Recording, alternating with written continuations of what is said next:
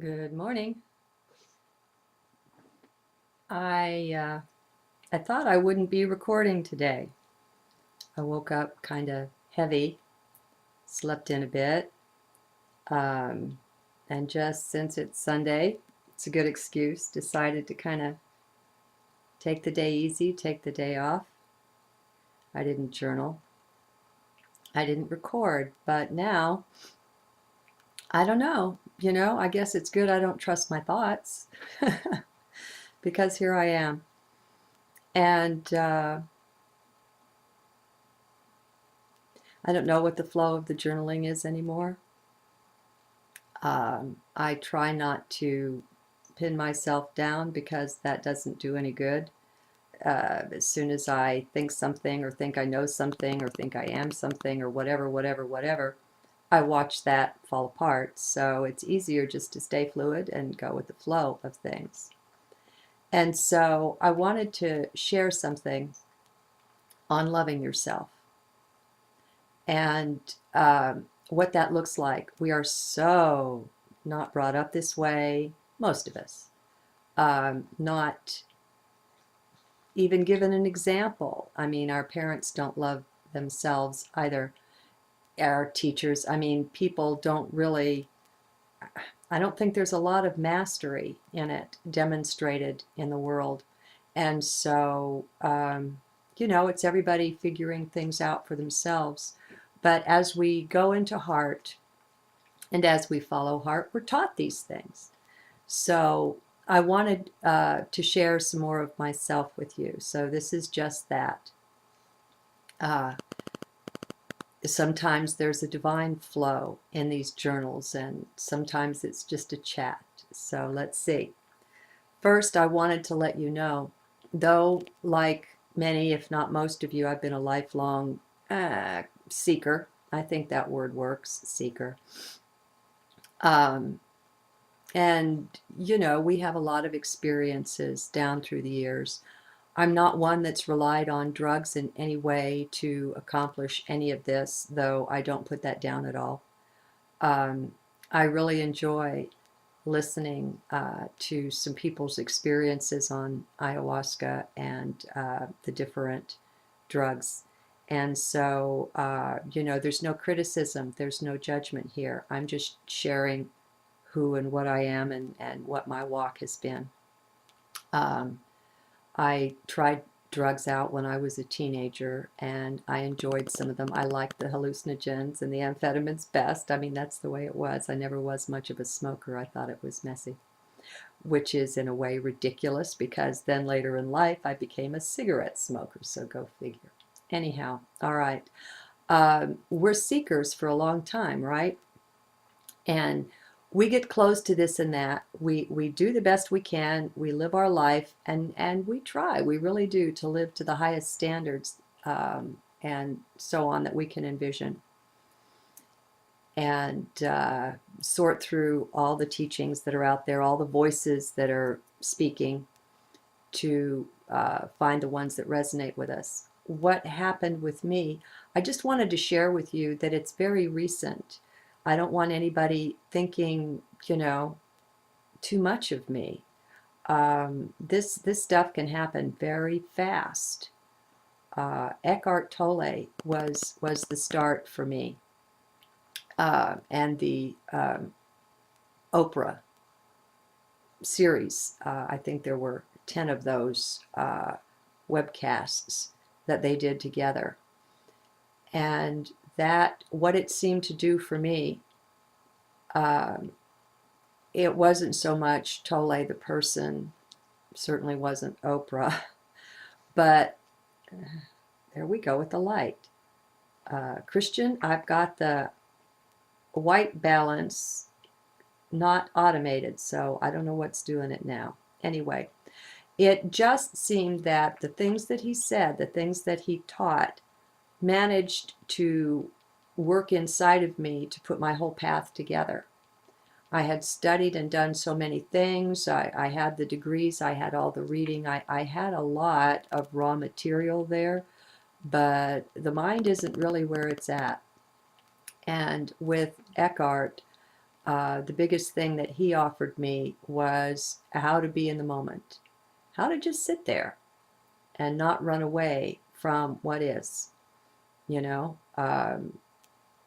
And that just clicked with me, and that started my journey. So as you see, what was that, 08, 09?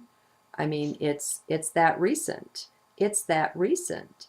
And I want you guys, you know, not looking up to me. In any way you look at me, I want to tell you something.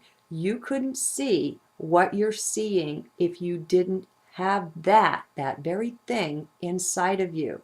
You can't see what you are not. So you are that. And that's the reason you're seeing it. And so this is a part of starting to love yourself. When you see or hear something a teacher or anyone says and it really resonates or rings for you, own it. Just own it. Learn to look at yourself with new eyes. We've got to trash our old beliefs. Now, my message, for a long time I didn't have a message. All I had was a flow. And I was loyal to the flow. When I would write a journal years ago, I wouldn't change anything because I recognized the divinity that was flowing through. Aside from a punctuation or a spelling or something, I recognized that as light. And I left it alone. I didn't want to tamper with it. That is so changed up now that I journal on the fly. When I'm reading journals, I'm going yip, yip, yip, you know, and doing inserts into them. And so everything is different now, but I don't want to be talking about me. What I'm trying to do here is hold up a mirror for you. I want you to see you in this. All right, how did I get to that space? All right, this body's disabled. I'm going to talk about that for just a minute here because it's relevant. You know, I'm not able to work. I can't sit in a hardback chair for any time at all. It's got to be cushioned and frequent rests, and it's just not a possibility. The biggest thing I live with is pain. There was a period of cancer that it was lymphoma. It was a blood cancer that almost took me to the other side, and I was ready for that. I could have cared less at that time, and that was like in '01 or something, 2000. But the VA doctors were excellent, and they brought me back.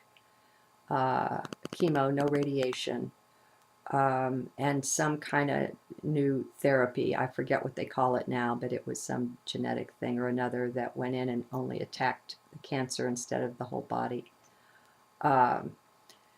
So there's fibromyalgia and fatty liver. There's just a bunch of things. I was a repressor. I thought I needed to be tough, and so stiff upper lip, you know, one foot in front of the other. You do what you gotta do, yada yada yada. You guys have heard this, I'm sure. A lot of single moms and single dads. I mean, you know, I guess maybe men are taught to live this way. And you just stuff what gets in the way. Well, I'm fairly convinced that has a hell of a lot to do with the body I'm living in right now, or what it came to, you know, the illness. It's like God, and I'm taking that, which didn't happen in this room, as a confirmation. All right. The illness was like, sit on your ass. You're going to listen to me. You're going to shut up. You're not going anywhere. You're not doing anything. I'm going to have you to myself, and you will hear. And so it wasn't easy. I mean, I had a broken knee in the middle of it, and just, you know, just endless stuff, endless stuff. But what I began to do is I began to listen to the things that were happening to me, that were happening around me. And I began to realize that this was a conversation between me and Source. Back then I thought there was a me, but we'll leave that aside. Okay, so everything that happens is a conversation. So, all right, now fast forward the time of Eckhart Tolle. All right, and I hear this message and it's like freaking me out. All kinds of crap is coming up, but I'm beginning to learn how to sit with it, how to be with it, how to just let the pain flow. whatever it was, the anger, the resentment, the fear, the pain, any of it that I had looked away from because, oh, that's negative. I don't want to put negative energy out into the world. I don't want to indulge that. That's weak. That's all bullshit, people. That's mind. All right. Um, Everything is what it is, and everything is a gift. And I think we've got to stop letting the mind edit things for us this way. God, I didn't realize it was going to take so long to say this. So here's what I did. Life was hard for me. Now I live alone. My daughter's pushing 30, so she's gone, and I've got this 3-bedroom house that's kind of big, and it's well beyond my ability to take care of. And so I sat under my bow tree. I decided I was going into heart come hell or high water. I had been working on that for years anyway, but it was like Tole was the push. Tole was the thing that helped integrate everything for me. And so I sat down on my bed and I decided to hell with the housework, the laundry, the dishes, the everything. I let it all go. I decided I wasn't moving unless heart motivated me to do so. And when heart would move me, I would move. Now, aside from using the pot, you know, I don't have much in the way of an appetite. So, there was that challenge to eat or not eat. Do you force yourself? So I bought these Ensure, this liquid nutrition so that I wouldn't do the body wrong that way. And